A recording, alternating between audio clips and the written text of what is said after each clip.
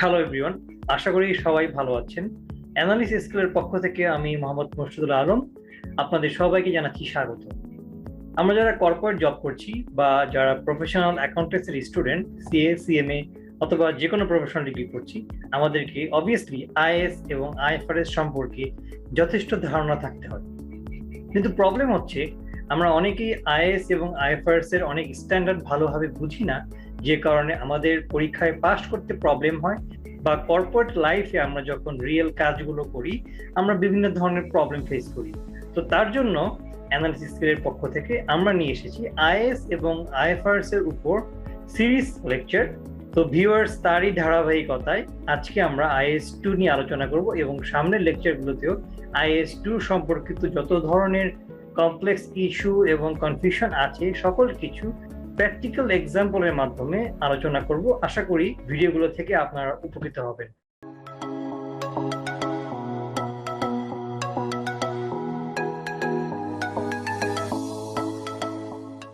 তো viewers, IAS-2 normally deal করে হচ্ছে ইনভেন্টরিজ নিয়ে, অর্থাৎ একটি কোম্পানিতে যে ইনভেন্টরিজ থাকে, র materials, working process, finished goods, এই সকল বিষয় নিয়ে নরমালি IAS-2 ইনভেন্টরিজ ডিল করে। তো আমরা যদি ফার্স্টে দেখি, IAS-2 provides guidance for determining the cost of inventories and the subsequent recognition of cost as an expense, including any written down to net realizable value. অর্থাৎ আপনার যে ইনভেন্টরিজ গুলো আছে এগুলোর কস্ট কত হবে সেটি ডিটারমাইন করা এবং সাবসিকুয়েন্টলি এটির কস্ট যদি ফল করে সেটির নেট রিয়েলাইজেবল ভ্যালু ক্যালকুলেট করা এবং ট্রু ভ্যালুটা আপনার IAS-2 কোড অনুযায়ী ফাইন্যান্সিয়াল স্টেটমেন্টে রিফ্লেক্ট করা।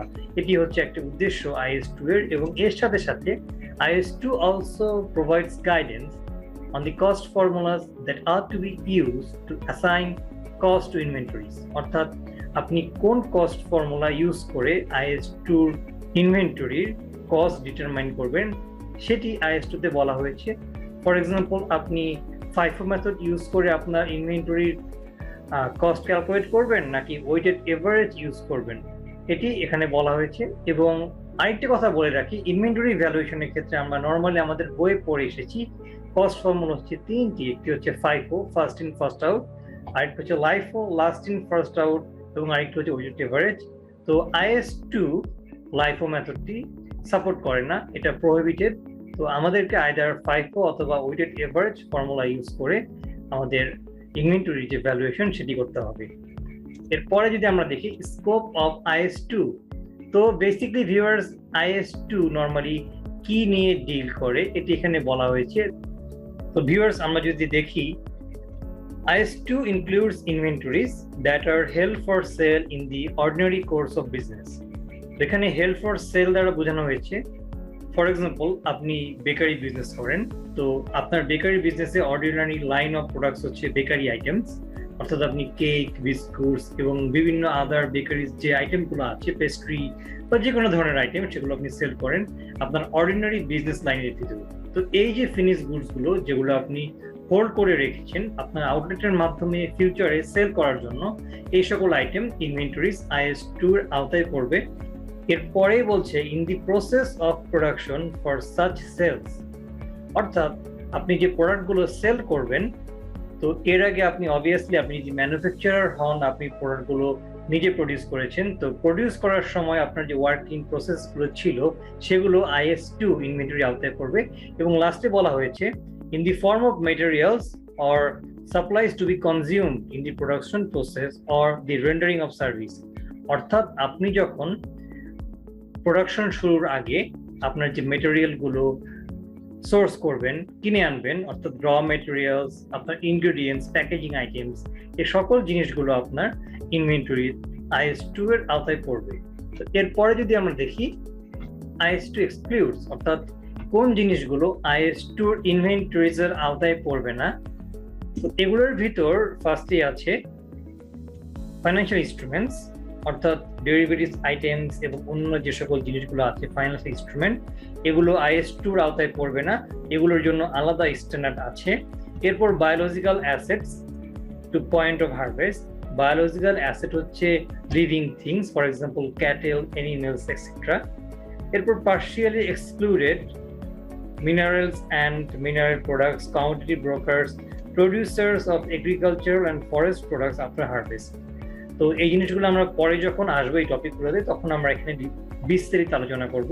তো আপনারা বোঝার সুবিধার্থে একটা জিনিস মাথায় রাখবেন যে IS2 নর্মালি তিনটি জিনিস দিয়ে ডিল করে। একটি হচ্ছে raw materials, work in process এবং ফিনিশ গুডস। তো আমরা যদি পরের স্লাইডে আসি, এখানে দেখুন বলা আছে inventories per IS2 comprise merchandise, production supplies, materials, work in progress and finish goods. তো এখানে মার্চেন্ডাইজ দ্বারা বলা হচ্ছে, ফর এক্সাম্পল একজন রিটেইলার বা ট্রেডার যে কোনো প্রোডাক্ট ম্যানুফ্যাকচার করে না, সে ডিরেক্টলি প্রোডাক্ট কিনে আনে এবং সে সেটা সেল করে। তো সে যে প্রোডাক্টগুলো পারচেস করে আনছে এবং সেল করার আগ পর্যন্ত তার স্টোর বা ওয়্যার হাউসে যে প্রোডাক্টগুলো রয়েছে এগুলো তার ইনভেন্টরিজ। তারপর প্রোডাকশন সাপ্লাইজ, প্রোডাকশনের জন্য যে সাপ্লাইজগুলো ইউজ করা হচ্ছে, এরপর যে র মেটেরিয়ালস ইউজ করা হচ্ছে, এরপর ওয়ার্ক ইন প্রসেস অর্থাৎ প্রোডাকশনের মাঝপথে চলে এসেছে যে প্রোডাক্টগুলো এখনো ফিনিশড হয়নি সেগুলো, এবং ফিনিশড গুডস যেগুলো আপনি আলটিমেটলি প্রডিউস করেছেন এবং আপনার আউটলেট বা ডিস্ট্রিবিউটরের মাধ্যমে সেল করবেন। এই সকল কিছুই ইনভেন্টরিজের আওতায় পড়বে আন্ডার IS2। আর in the case of service provider কি ইনভেন্টরিজ হতে পারে, ফর এক্সাম্পল আপনি একটি সার্ভিস প্রোভাইডিং অর্গানাইজেশন, তো সেক্ষেত্রে আপনার যদি এমন কোনো কস্ট ইনকার হয় যেটার জন্য আপনি এখনো কোনো রেভিনিউ রিকগনাইজ করেননি কিন্তু ফিউচারে করবেন, সেই কস্টগুলো আপনার সার্ভিসের আন্ডারে IS2 ইনভেন্টরিজের আওতায় পড়বে। এখানে দেখুন পয়েন্ট বিতে বলা হয়েছে this cost consist primarily of the labour and other costs of personnel directly engaged in providing the service, including supervisory personnel and attributable overheads. তো কোনো সার্ভিস প্রোভাইড করতে গিয়ে আপনি যদি কস্ট ইনকার করেন, লেবার কস্ট বা অন্যান্য ম্যান পাওয়ার রিলেটেড কস্ট যেগুলো আপনার সার্ভিসের সাথে রিলেটেড এবং যেগুলোর জন্য আপনি এখনো রেভিনিউ রিকগনাইজ করেননি, সেই ডিরেক্টলি অ্যাট্রিবিউটেবল কস্টগুলো আপনার ইনভেন্টরিজের IS2 এর আওতায় পড়বে। তো ভিউয়ার্স, এখন আমরা দেখবো classification of inventory based on purpose, অর্থাৎ একটি আইটেম ইনভেন্টরি হবে কি হবে না এটি ডিপেন্ড করবে না আইটেমটি কি ধরনের বা কোম্পানি বিজনেস কি ধরনের। IS2 অনুযায়ী সেই আইটেমটি ইনভেন্টরি হিসেবে কাউন্ট হবে কি হবে না এটি ডিপেন্ড করবে কোম্পানির বিজনেসের সাথে ইনভেন্টরি অর্থাৎ ওই আইটেমটির কি পারপাস রয়েছে তার উপর বেস করে। আমরা একটি এক্সাম্পল দেখি তাহলে ব্যাপারটি আমাদের ক্লিয়ার হয়ে যাবে। দেখুন, for example, think about a car dealer where the motor vehicle is used by the financial manager for traveling purpose. The vehicle would be classified as an item of property, plant and equipment. অর্থাৎ একটি company যারা হচ্ছে কার dealer অর্থাৎ তারা কারের business করে, তো সেই কোম্পানির একটি মোটর ভেহিকল যেটা ফাইন্যান্সিয়াল ম্যানেজার, ওই কোম্পানির financial manager travelling purpose use করে। যেহেতু এটি একটি এমপ্লয়ির পার্সোনাল কাজে ইউজ হচ্ছে, অর্থাৎ এই গাড়িটি কোম্পানি ফিউচারে সেল করবে না বা কোনো মডিফিকেশন ইউজ হবে না, বা এটি তার ফিনিশ গুডস নয় বা র মেটেরিয়ালস নয়, সেক্ষেত্রে এই গাড়িটি কোম্পানিতে একটি অ্যাসেট হিসেবে কাউন্ট হবে। কিন্তু কোম্পানির শোরুমে যে গাড়িগুলো আছে দ্বিতীয় ছবিটিতে দেখুন, এই গাড়িগুলো কিন্তু কোম্পানি সেল করার জন্য হোল্ড করে রেখেছে, তো এই সকল গাড়িগুলো কোম্পানির ইনভেন্টরি হিসেবে কাউন্ট হবে। তাহলে ব্যাপারটি আপনাদের কাছে ক্লিয়ার হয়ে গেছে, অর্থাৎ আমি যে আইটেম আইদার সেল করব তার জন্য হোল্ড করে রেখেছি, আমার কাছে রেখেছি, বা আমি যে আইটেমগুলো আমার কাছে আছে সেগুলো দিয়ে আমি ফার্দার প্রোডাকশন করে প্রোডাক্ট বানিয়ে সেল করব, বা আমার কাছে ফিনিশড গুড আছে আমি প্রডিউস করেছি অথবা আমি কিনে এনেছি যেটা আমি সেল করব, এর ভিতর যদি জিনিসগুলো পড়ে তাহলে সেটি ইনভেন্টরি হিসেবে কাউন্ট হবে। কিন্তু অন্য পারপাসে যদি আমার কাছে কোনো আইটেম থাকে, ফর এক্সাম্পল এখানে গাড়ি ছিল ট্রাভেলিং পারপাসে, অথবা অন্য কোনো পারপাসে যদি থাকে যেটি আমরা সেল করব না, ফর এক্সাম্পল প্রোডাকশনের কাজে আমি একটি মেশিন কিনলাম, যেহেতু এটি আমি প্রোডাকশনের কাজে কিনেছি সেহেতু এটি IS16 অনুযায়ী অ্যাসেট হিসেবে কাউন্ট হবে। তাহলে ব্যাপারটি আপনারা আশা করি বুঝতে পেরেছেন। তো ভিউয়ার্স, এরপরে আমরা ডিসকাস করব মেজারমেন্ট অফ ইনভেন্টরিজ নিয়ে। তো ফার্স্টে যদি আমরা দেখি, inventories are measured at the lower of cost and net realisable value.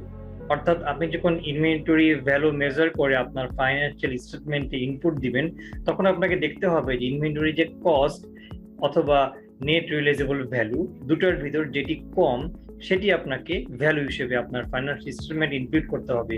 তো আমরা পরের জিনিসগুলো দেখি, তাহলে আমাদের ব্যাপারগুলো ক্লিয়ার হয়ে যাবে। The measurement of inventories for financial reporting includes the following steps, অর্থাৎ আপনি কোন স্টেপগুলো ফলো করে একটি ইনভেন্টরির যে ভ্যালু সেটি মেজার করবেন। তো ফার্স্ট পয়েন্টই হচ্ছে ডিটারমাইনিং অফ দি কস্ট, অর্থাৎ আপনাকে কস্ট ডিটারমাইন করতে হবে। ফর এক্সাম্পল, আপনার কাছে একটি গাড়ি আছে, তো গাড়িটি কেনার জন্য বা আপনি যদি ম্যানুফ্যাকচার করে থাকেন এর জন্য কি কি কস্ট আপনার হয়েছে সেগুলো আপনাকে ডিটারমাইন করতে হবে।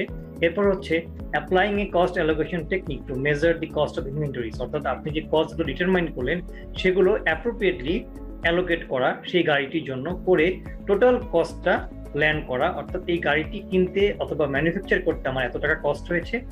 এরপরে হচ্ছে ডিটারমাইনিং দি নেট রিয়েলাইজেবল ভ্যালু, অর্থাৎ আপনি গাড়িটি যদি এখন মার্কেটে সেল করেন তাহলে আপনার যে এক্সট্রা যে খরচগুলো হবে বিক্রি করার জন্য সেটি সেল প্রাইস থেকে বাদ দিয়ে যে ভ্যালুটি হবে সেটি আপনাকে বের করতে হবে। এটি আমরা এরপরেই দেখছি আরো ডিটেলসে। এরপর recording the lower of cost and net realisable value in the financial statements, অর্থাৎ আপনি যে কস্টটা ক্যালকুলেট করলেন আপনার ইনভেন্টরি এবং এটি নেট রিয়েলাইজেবল ভ্যালু, দুটির ভিতর যেটি কম লো সেটি আপনাকে ফাইন্যান্সিয়াল স্টেটমেন্টে ইনভেন্টরি ভ্যালু হিসেবে শো করতে হবে। তো আমরা এখন নেট রিয়েলাইজেবল ভ্যালু, অনেকের কাছে হয়তো নতুন হতে পারে, তো আমরা এখন নেট রিয়েলাইজেবল ভ্যালুটি দেখব। নেট রিয়েলাইজেবল ভ্যালু অথবা NRV is the value for which an asset can be sold minus the estimated cost of selling or discarded the asset, অর্থাৎ কোনো অ্যাসেট যদি আপনি এই মুহূর্তে সেল করেন এটির যে মার্কেট ভ্যালু অর্থাৎ যে দামটি আপনি পাবেন সেটি থেকে আপনার এস্টিমেটেড কস্ট অফ সেল অথবা অ্যাসেটটি ডিসকার্ড করার জন্য আপনার যে খরচগুলো হবে সেগুলো মাইনাস করলে যে ভ্যালুটি আসবে সেটি হচ্ছে নেট রিয়েলাইজেবল ভ্যালু। আমরা একটি এক্সাম্পলের মাধ্যমে জিনিসটি দেখি, তাহলে ব্যাপারগুলো আপনাদের কাছে আরো ক্লিয়ার হয়ে যাবে। দেখুন এক্সাম্পলটি, the expected selling price of the inventory is 5000 টাকা, অর্থাৎ আপনার কাছে একটি ইনভেন্টরি আছে, এটি যদি আপনি এখন সেল করেন তাহলে এটির মার্কেট প্রাইস হিসেবে আপনি 5000 টাকা পাচ্ছেন। However, company A needs to spend টাকা 800 to complete the goods and an additional টাকা 200 for transportation expenses, অর্থাৎ আপনি যদিও আপনার কাছে যে প্রোডাক্টটি আছে ইনভেন্টরি হিসেবে এটি আপনি 5000 টাকায় বিক্রি করতে পারবেন, কিন্তু সেখানে হয়তো কিছু মডিফিকেশনের দরকার আছে যার জন্য আপনাকে অ্যাডিশনাল 800 টাকা ইন্টার করতে হচ্ছে, এবং এই প্রোডাক্টটি আপনি যার কাছে ডেলিভারি দিবেন তার জন্য আপনাকে আরো 200 টাকা ট্রান্সপোর্টেশন কস্ট ইনকার করতে হবে। তো সব মিলিয়ে আপনার খরচ যাচ্ছে 1000 টাকা। তো আপনার যে সেলিং প্রাইস 5000 টাকা যেটি আপনি পাবেন সেখান থেকে 1000 টাকা মাইনাস দিলে আপনি 4000 টাকা পাচ্ছেন, সেটি হচ্ছে আপনার নেট রিয়েলাইজেবল ভ্যালু। তো আশা করি নেট রিয়েলাইজেবল ভ্যালুর ব্যাপারটি আপনাদের ক্লিয়ার হয়েছে। সামনে এটা নিয়ে আরেকটু ডিসকাস করলে আপনাদের ব্যাপারগুলো আরো ইজি হয়ে যাবে।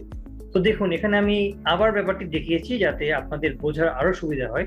Inventories are measured at the lower of, অর্থাৎ ইনভেন্টরির ভ্যালু যখনই মেজার করবেন ইনভেন্টরির ভ্যালু ফাইন্যান্সিয়াল স্টেটমেন্টে দেখাতে হবে কস্ট অথবা নেট রিয়েলাইজেবল ভ্যালুর ভিতর যেটি সবচেয়ে কম সেটি আপনি ফাইন্যান্সিয়াল স্টেটমেন্টে শো করবেন। এখানে আপনাদের মনে রাখতে হবে আপনাদের এই জন্য প্রতিটি আইটেম আলাদা আলাদা করে ভ্যালু করতে হবে। তো গ্রুপ অফ ইনভেন্টরিজ আপনি যদি একটি অ্যাজাম্পশন করে ভ্যালু করে দিলেন তাহলে হবে না, এখানে প্রতিটি ইনভেন্টরি আলাদা আলাদা করে আপনাদেরকে ভ্যালুয়েশন করে দেখতে হবে যেটি নেট রিয়েলাইজেবল ভ্যালু কস্টের চেয়ে কমে এসেছে কিনা। তো এখানে আমরা ছোট একটি ম্যাথ দেখি। আশা করি এই ম্যাথটি দেখলে ইনভেন্টরিজ এর মেজারমেন্ট অর্থাৎ কস্ট এবং নেট রিয়েলাইজেবল ভ্যালুর যে রিলেশন এটি আপনাদের একদম ক্লিয়ার হয়ে যাবে। দেখুন এক্সাম্পলটি, suppose a company has 3 items of inventories on hand at the year end. Their costs and NRVs are as follows. ধরুন একটি কোম্পানিতে 3টি আইটেম আছে যেগুলো ইনভেন্টরি হিসেবে কাউন্ট করা হয়েছে, তো তাদের কস্ট এবং নেট রিয়েলাইজেবল ভ্যালু নিচে দেওয়া আছে।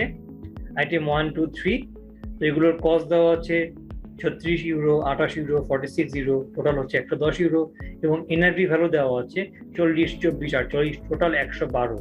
তো এখানে বলা হয়েছে calculate the closing value of inventory at the year and.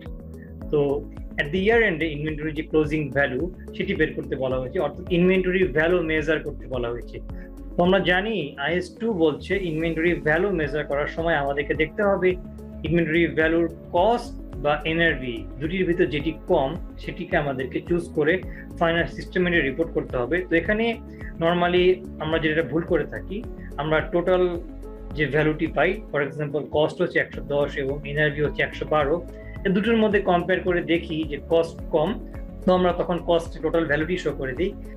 আসলে ব্যাপারটি এভাবে হবে না। আমরা যদি অ্যান্সারটি দেখি, দেখুন এখানে দেওয়া আছে যে আইটেম 1 এখানে কস্ট হচ্ছে 36 এবং এনআরভি হচ্ছে 40। তো এই দুটির মধ্যে 36 হচ্ছে লোয়েস্ট, তো 36 এখানে এসছে। তারপর আইটেম 2 এর জন্য এনআরভি হচ্ছে লোয়েস্ট, সো এখানে এনআরভি এসছে, এবং আইটেম 3 এর জন্য আমার 46 এবং 48 এর ভিতর 46 হচ্ছে লোয়েস্ট, তো 46 এসছে।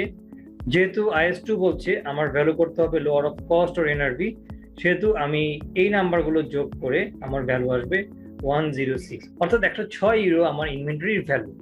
তো এই ওয়েতে আপনাদেরকে IS2 ফলো করে ইনভেন্টরি মেজার করতে হবে।